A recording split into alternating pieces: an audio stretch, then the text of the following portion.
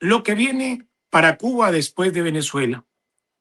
Cuba ha reaccionado rechazando públicamente la presión externa, reafirmando su soberanía y denunciando amenazas económicas, incluso mientras se enfrenta a una economía ya frágil y una histórica dependencia de Caracas.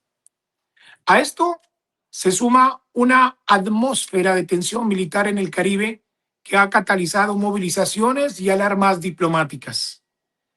Para desentrañar estas complejidades con nosotros está Augusto César San Martín, periodista de cubanet.org, uno de los medios más antiguos que tiene Cuba, quien nos ayudará a responder las preguntas que muchos se hacen hoy sobre qué está en juego en Cuba, cómo se posiciona ante esta crisis y cuáles son los escenarios de riesgo real que enfrenta la isla y la región. Bienvenido, Augusto. Gracias por atendernos. Muchas gracias por invitarnos al programa, por contar con nosotros.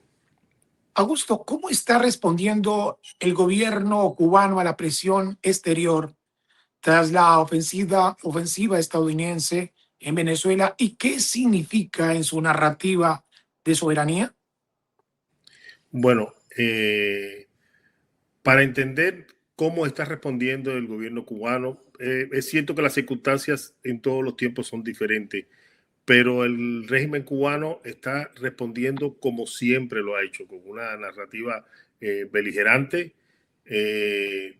Beligerante en estos momentos. La crisis es una crisis muy profunda. Yo diría que ya ha pasado de la crisis que hemos vivido todos los cubanos durante lo largo de estos más de 60 años de dictadura, y ya es un colapso económico sin solución. En esto puede ser que se base la administración Trump para decir que después de lo sucedido en Venezuela, Cuba quedará al pairo y caería por sí sola, pero el régimen cubano es muy ducho en este tipo de enfrentamientos, en este tipo de crisis, porque la crisis cubana es una crisis diseñada por el propio régimen. Quizás a lo mejor en esta última ocasión se le ha ido de las manos, pero sí ha sabido siempre soltar el salvavidas desde la época de, de los países socialistas, desde que Cuba colaboraba, no, se tenía el suministro del CAME, el Consejo de Ayuda Mutua Económica, que eran los países socialistas organizados por Rusia, y Cuba nunca les dio nada a ellos. O sea, siempre fueron esos países quienes suministraron a Cuba alimentos, petróleo, todo lo que necesitaba Cuba para subsistir. Nunca fue una economía sostenible, la economía cubana del régimen castrista. Y tanto es así, yo soy parte de la generación que nos criamos en la época de los años 70 con ese suministro del CAME, jugos búlgaros, latas de carne polaca, nunca algo producido por Cuba. Y así estuvo Cuba, el régimen cubano, viviendo por largos años hasta la caída del campo socialista, que se apoyó en Hugo Chávez, o sea, que echó manos a Venezuela para la subsistencia energética. Hay que recalcar de que ese petróleo de Venezuela, Cuba no lo consumían las termoeléctricas cubanas, Cuba lo cogía para venderlo. Con la caída, también quisiera hacer una acotación en el tema de que hubo un gobierno, una administración norteamericana que también fue lo suficientemente agresiva como para compararla con la actual, que fue la de Ronald Reagan. La de Ronald Reagan dentro de Cuba provocó una situación similar a la que hay hoy. En Cuba se construyeron refugios, se preparaba para la guerra, vino un periodo especial que es comparado con el actual, un periodo especial al que los cubanos están prácticamente acostumbrados por el tema de que, como les dije, es una crisis diseñada por el régimen. Y entonces, para entender un poco lo que pasa ahora, por eso es que le estoy haciendo estos antecedentes, para entender un poco lo que pasa ahora, Cuba, el régimen lo que hace es retomar esa retórica de enfrentamiento al imperialismo yanqui, de esa retórica de agresión, esa retórica de economía bloqueada por los Estados Unidos para contrarrestar la crisis económica que viene arrastrando desde que Raúl Castro puso en el poder al actual mandatario de Díaz-Canel, que ha destruido no solamente la economía, o sea, que ha terminado de destruir no solamente la economía, ha terminado de destruir el sistema electroenergético, que no tiene ningún tipo de solución por el momento. O sea, no hay el régimen no tiene ninguna solución para la crisis. La única solución que tiene es el control de la represión. Ese control de la represión es lo que permite en estos momentos al régimen mantenerse, porque hay un colapso total de la economía y un colapso total, y yo diría que final, del sistema electroenergético. ¿Qué va a pasar en Cuba si no tiene el petróleo venezolano? Bueno, lo mismo que pasó en esta etapa que le acabo de mencionar con la caída de los países socialistas. Lo que va a pasar en Cuba es que Cuba va a seguir echando mano bajo la observación del gobierno de los Estados Unidos del petróleo de México y del petróleo de Rusia. Habría que ver hasta qué punto está dispuesto Donald Trump en no permitir eso para que Cuba no se beneficie. De hecho, ya Cuba está tratando de importar, tratando de buscar petróleo en África. Creo que compró un banco de petróleo en África, y eso te da la medida de que ya conocían con todo el dispositivo cubano que había en Venezuela, que ya conocían que esto iba a pasar. El petróleo venezolano, la empresa energética venezolana estaba en crisis. Cuba, como siempre, como la acabo de describir ahora mismo, el régimen cubano ya enfiló los cañones hacia López Obrador y ahora a Claudia Sheinbaum, que sabemos que no solamente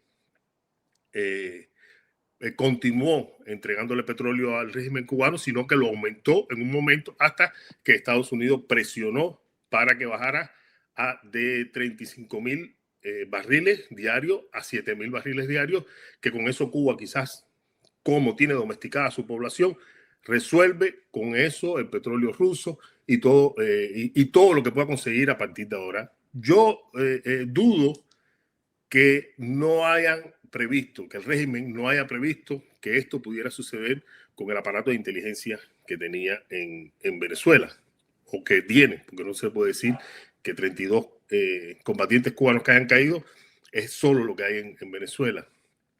Y como mismo hizo en la época del campo socialista que cayó, lo hizo ahora, que ya sí lo vimos.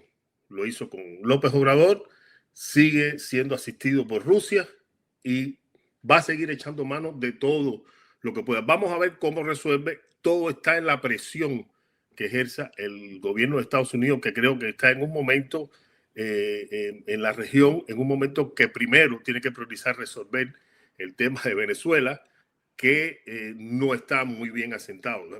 Se fue Maduro, pero ahí están tres de su... Augusto, una cosa es la revolución con los Castro y otra es con Díaz-Canel. Están haciendo una alerta sobre un estado de guerra, pero en la revolución había armas, pero también había ayudas. En el momento, la gente no tiene ayudas, hay hambre, no hay energía, hay bloqueo. ¿Usted cree que los cubanos del común saldrían a pelear una guerra con todo lo que está pasando actualmente internamente con Díaz-Canel? Bueno, yo diría que no, pero siempre recordemos que Díaz-Canel es un gobernante impuesto. Díaz-Canel no dirige Cuba. Los Castros todavía existen en la figura de Raúl Castro. De hecho, todos los análisis que se hacen sobre la cúpula del régimen está apuntando hacia familia, o sea, una familia Castro, el próximo sucesor de Canel. Canel, de hecho, en la última negación que hizo el régimen de que no había conversaciones entre las administraciones de Washington y La Habana, dijo que no existían ese tipo de conversaciones. Sin embargo, puede existir de parte de los Castro. Recordemos que Raúl Castro es quien manda en Cuba, es quien ordena, quien organiza y quien dirige.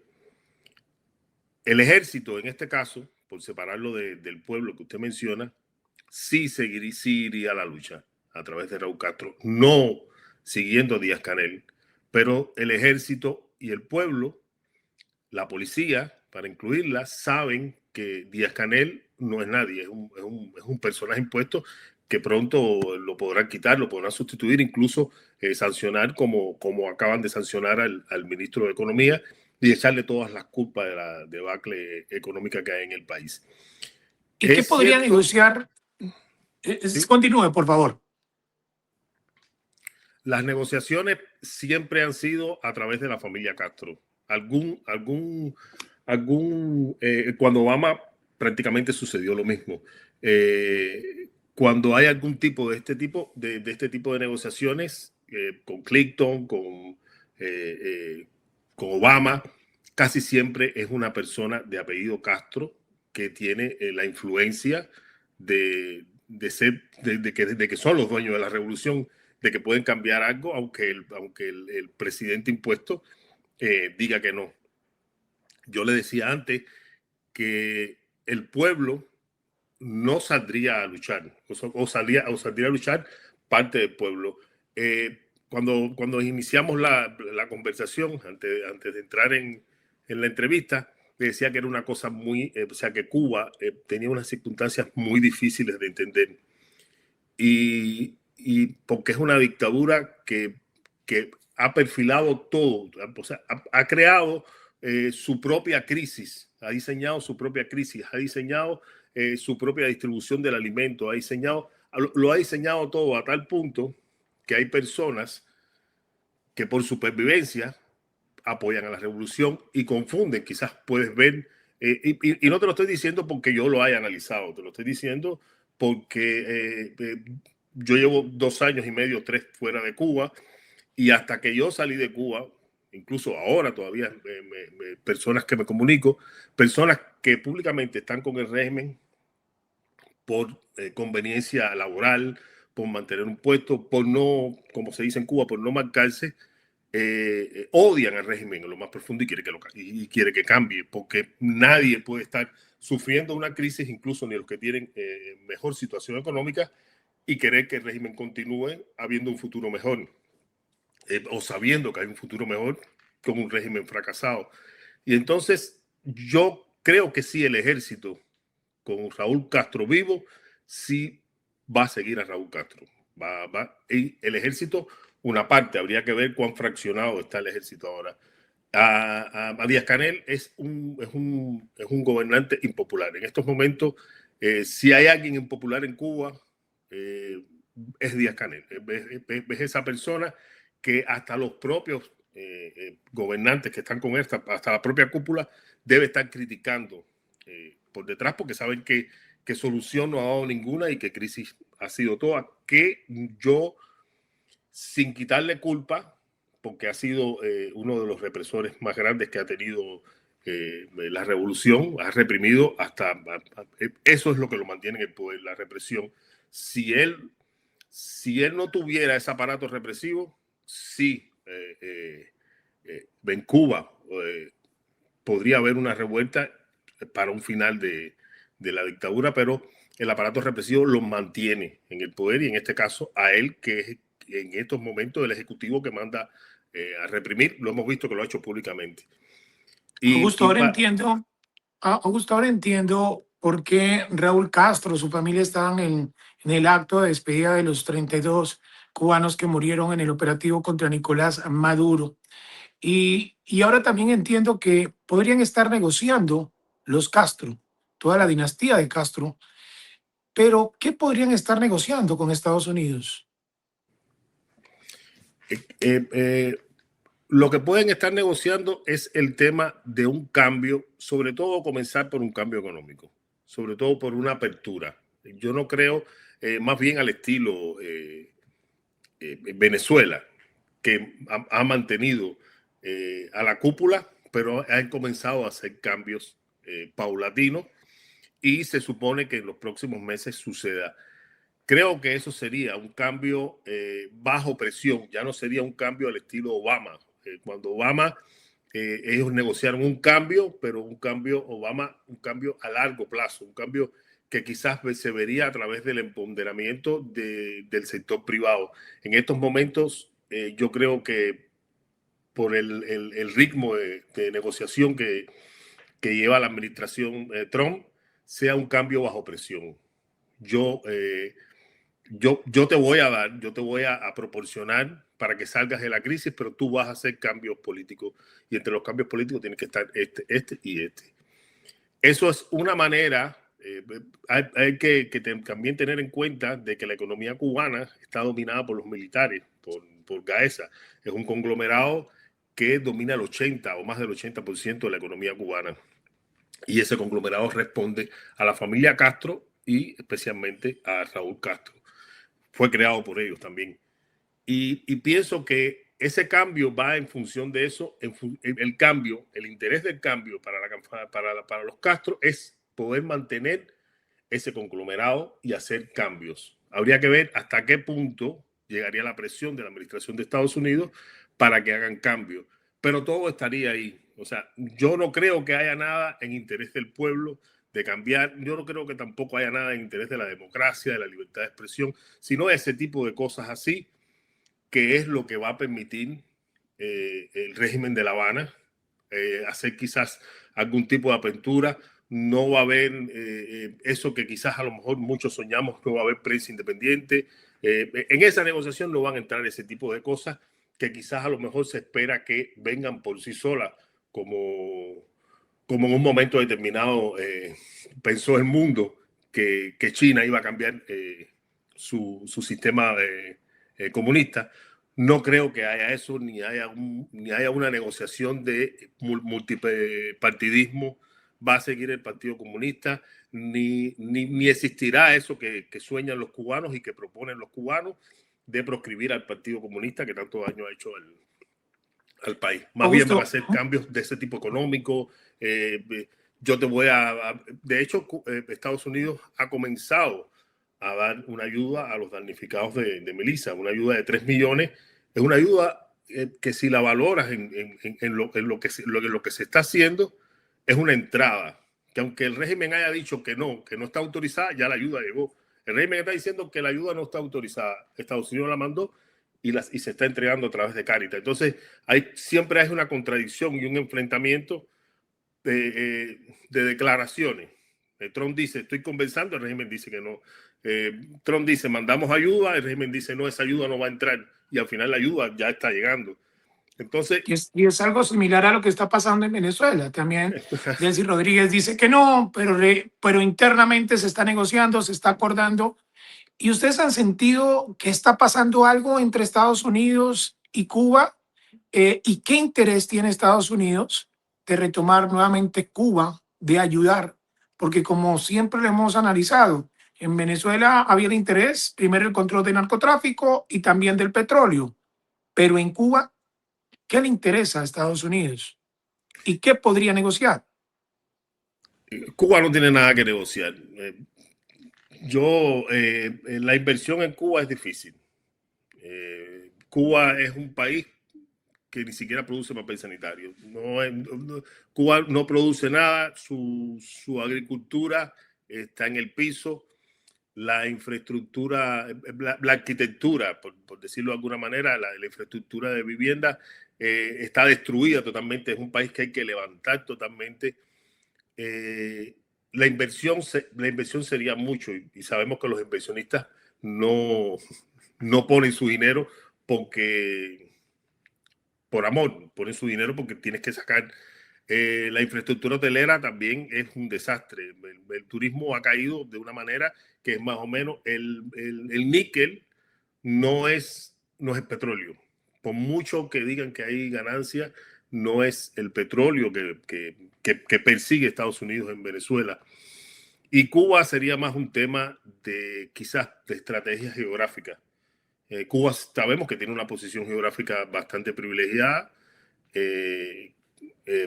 mencionada como la llave del Golfo. También pudiera ser por un tema de quizás el romanticismo, pero dentro de Cuba. O sea, yo no creo que Estados Unidos arriesgue nada para entrar. Por eso yo le veo más lógica a eso que dice Donald Trump de que Cuba va a caer por sí sola. No, la fruta madura, no tenemos necesidad de entrar, de crear un precedente. De Cuba nada más que había que barrer todas las antenas chinas y rusas que interfieren en la comunicación de Estados Unidos y que espían a Estados Unidos, que eso a Estados Unidos tampoco le importa mucho. Entonces no hay mucho que buscar dentro de Cuba que no sea el cambio de ese régimen y que no sea una respuesta a lo que llevan tanto tiempo pidiendo los cubanos. Ya diría, una ventaja económica. Yo no creo que Cuba dé una ventaja económica. Por Cuba hay que hacer, después de la caída del régimen, creo que no existirá Cuba hasta 20 años después. Nosotros, los cubanos decíamos, bueno, cuando desaparezca físicamente Fidel Castro, Raúl Castro quizás pueda sostener, pero la figura de Fidel Castro, como fue una figura fuerte, tuvo un liderazgo fuerte, un liderazgo represivo bien fuerte, quizás unos 10 años, quizás la influencia.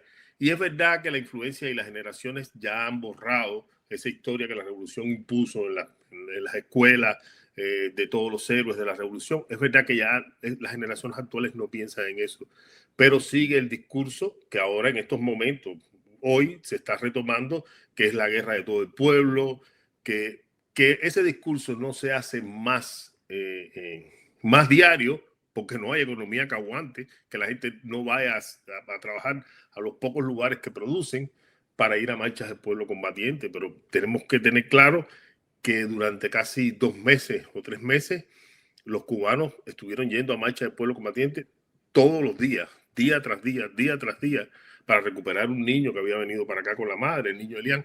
Entonces, esa es la capacidad de movilización y es la que uno ve en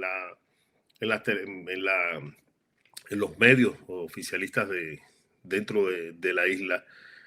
Yo no creo que el interés sea el mismo, es un interés muy diferente al de Venezuela. Cuba no tiene nada que ofrecer o tiene muy poco que ofrecer. Hay malos